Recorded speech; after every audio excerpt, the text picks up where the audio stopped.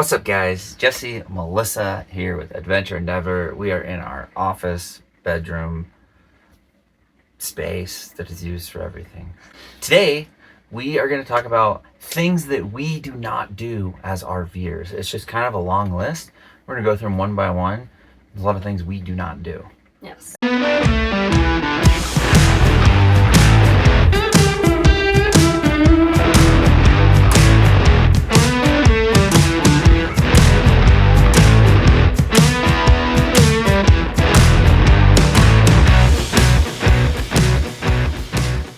And the first one is we don't plan too far in advance. Typically, we're planned like a week out, like especially when we're out west and we're boondocking, because you don't need to plan. And it allows you to have way more fun. It's more spontaneous, and in general, it just kind of keeps that adventurous feel that we wanted when we first started. Start to plan out your whole year, or you got every stay booked down from here to there. It just kind of kills the fun, in my opinion. Yeah, not planning too far in advance leaves room open for spontaneity and flexibility. Like if we really like an area and we happen to hear about maybe something happening a couple days after we were originally planning to leave, we may decide that we want to stay there for a few more days to experience that. So that's a really nice thing, for us. Big part of the reason that we boondock. We don't shower every day, or do we bathe our kids every day either. So. I mean, although we just hiked like 6 miles earlier today. Today's definitely a shower day. Tonight's a shower day. So we do our showers kind of more off of activity level rather than like, I know for us, or at least for me, it's always like when we're in the house, it was like shower every night no matter what. And like, it just seems kind of silly in retrospect. Well, okay, it dries out your skin and your hair, first of all. Putting chemicals all over you. Most people. Yeah, most people. And it's just a huge waste of water and a huge waste of time, to be honest with you. Yeah. Like, unless, like you said, if we're filthy, if the kids are filthy. Activity level. Like, obviously, or if we've been sweating a lot because it's like summertime or whatever. Yeah, so we'll definitely shower more often. But in the wintertime, it goes less. It trends down. It's not sweating. But also, we do our little secret method that we call rinser dinsers, where you just get in and just rinse with just straight up water and then towel off. Like, especially if your towel needs to be washed anyways, like you do one of those and then you chuck the towel, and then it's less water, it's quicker, it's easier, and you feel nice. Yeah. And in general, when we are showering with normal soap and water, we do military showers to save water. Of course. So, rinse up and soap up, water off in between. Yeah. And then you rinse. It's crazy. We literally have done like 6 years of pretty much military showers. Yeah. It's normal now. I know it doesn't even bother me anymore. Weird. We also don't trash public lands when we are boondocking. So. Yeah, I mean, that's a pretty simple one, but we do our best to pick up whatever trash we see. We really, really try our best to not move fire rings. Like where we're camped right now, there's like 5 fire rings, and it's like a lot of them are like within 5 feet of each other. So it's like, why are we moving these fire rings? Leaving ash, leaving nails, stuff like that. We've done a lot of cleanups in the past. Like we've joined cleanups, we've held our own cleanup. And we try to carry a little bag for trash when we go on our walks with our kids. And that's something we want to pass on to them as well. Yeah, so we definitely never leave massive amounts of trash or like even little bits of litter if we can avoid it. It's sad to be in a lot of these like really beautiful areas. And the closer that you are to like a bigger town, the more likely you are to see people having come and illegally dumped like household trash in the woods, because it's it's out of they just their go, mind. It's no big deal, it's not my problem out of sight, anymore. out of mind. Yeah, exactly. So it's really sad. So we try our best to clean up what we find. We also try our best to like not tamp down any grass that hasn't already been driven over, or like camping spots that haven't already been camped in, that kind of stuff. Yeah, use the existing spots. Just basic respect for public land. We do not mess with black tanks. So when we first started RVing, we had so many issues. We went through a couple different RVs. We did the different seals. We did the Vaseline trick. Whoa. We did this. We tried the Dometic ones, and we tried the knockoff ones. And we always had issues with toilet bowls not holding water. And then on top of that, we hate going to dump sites. It's just a pain. It's just another thing to think about, like, oh, our black tank's getting full, so we have to leave, or this or that, or you have to watch the level, and if it's really hot, you get smells and all that jazz. We have 2 composting toilets in our rig, and I'll tell you this, it is way easier, in my opinion, especially if you boondock, especially if you want to have that flexibility, than a black tank. There's nothing worse than being like, oh, okay, we have a travel day today, but we also have to do the dump station, and there's a line because it's a Sunday or whatever, or it's broken. You have the money on top of that. Yeah. It's $10 to, I don't even know, $50 just to dump your poop. Crazy. It's crazy. So we do not mess with black tanks.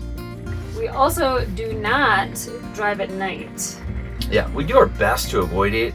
It happens here and there, but like we almost always would prefer to wake up early. Even if you wake up early and it's still dark out, like 5 a.m. and then you get going on your trip, we just feel like that's better, and you have the rest of the day in front of you in case something goes wrong, in case you have kids to go blah, blah. You just have more opportunity and more day left. You get a blowout and you want to get that changed, and then maybe go to America's Tire and get another spare. I mean, you yeah, have that day. Whether it's a tire or a diaper blowout. Yeah, I mean, either way. Exactly. You have that whole day rather than going at night. If you have a problem and it's hard to see and there's wildlife, then it's like it just becomes a bigger problem, more stressful. So yeah. We have a 42-foot fifth wheel. Like, this thing is big. We boondock a lot. It is really sketchy pulling into a boondocking area that you may be unfamiliar with, without a scout vehicle or anything like that at nighttime. And on top of that, there's additional road hazards. People are tired in general, like say deer out, whatever. So not a good idea. We used to do it when we were younger, when it was just us before the kids. When we liked more, I'm just kidding. I think we tried it exactly one time after we had the 2 kids. Didn't go well. And it did not go well, and we were like, nope, we're not doing that ever again. We do not pay for camping often. Asterisk there. We just have found that you get more flexibility when you boondock or camp for free, or you use like your memberships, which is kind of like a payment, like your Harvest Host. But we just love that flexibility, and when you pay, you're booking something and this and that, and it's rigid and it costs money. So we do our best to not pay. I think we're actually paying like next week, which is fine because we're going to hang out with some friends. But it's not our first choice, but we're excited about it. It is different, but we don't pay often. We like to save that money for other activities, for going out to eat, to taking the kids places, and it truly, truly adds up. So we don't pay often. We also don't spend a whole lot of money. We try to find free activities when we can, or like frugal things, or save money wherever we can, because we want to maximize like our lifestyle. We want to maximize our time, and we have basically like one income. So to make it worth it for me to be working like full time and not be able to like go out every weekday and do things with him and the kids, we like to try to save money wherever possible. Yeah, I often will take the kids to public libraries. We do story times at those libraries. We'll just go read books, play with the toys, take them to parks, skate parks, because we got that super cool one wheel, which we'll probably do a video on at some point. Just normal parks. There's a lot of free or very cheap museums. We have a membership that we bought for museums, which kind of works like all over the place. Yeah. And then we do splurge. Like we went to Branton, and we went to the theme park there, Silverado City, and we did the boat and certain places. But if you're doing that like every day, it just really adds up. It's the same with eating out. Like we eat out typically like once a week just to experience somewhere local. But if I did that every day with the kids, it would just be ridiculous. It's not sustainable for us. We don't keep everything that we want to keep. We have to, when we first hit the road, we had to downsize everything that we owned, and that included a lot of hobbies. For example, Jesse used to play hockey like casually with friends. Although I did keep my hockey stuff. It's in storage. It's not in the camper.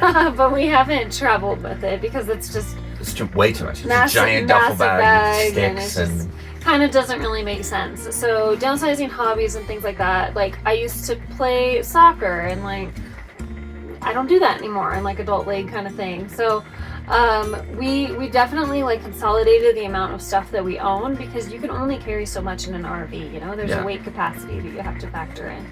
And that goes for like clothes, shoes, like knickknacks, just kind of all that stuff is like, it's for sure a compromise. Yeah. But like we make these videos, we take pictures, we have the memories and stuff like that. So like you gain a lot more on the other side as well. I mean, it's like everything, like dishes, coffee mugs, like the amount of jewelry that I have, like everything, like it's just more minimal. I work full-time remotely, and I have my laptop and then a very small second screen. I don't have like a massive, you know, second monitor like a lot of people do. So just keep everything kind of minimized, like that movie. I don't know what it's called, but we don't pay daily park fees. And what I mean by that is, if we're going to like a national park or like a national forest site, we don't pay the daily entry fees, and we don't pay the parking fees if it's a parking, you know, $5 parking fee for whatever the place is, because we pay for the annual $80, I think it's still $80. I don't know, who knows. Because it's good for an entire year. And so we use the heck out of this thing. So any national park entries, typically $20, $30, just depending on which park it is. So we use this so much. We use it quite a bit. Saves so much money. We went on a little hike to Fish Creek Falls outside of Steamboat Springs. $5. Yeah, $5 to park. You just put this on your dashboard and you're good. Like, you don't have to pay it. It adds up, for sure. Exactly. It's definitely something you should do. We don't know where we're going to be next week. And that causes a lot of stress and anxiety for a lot of people.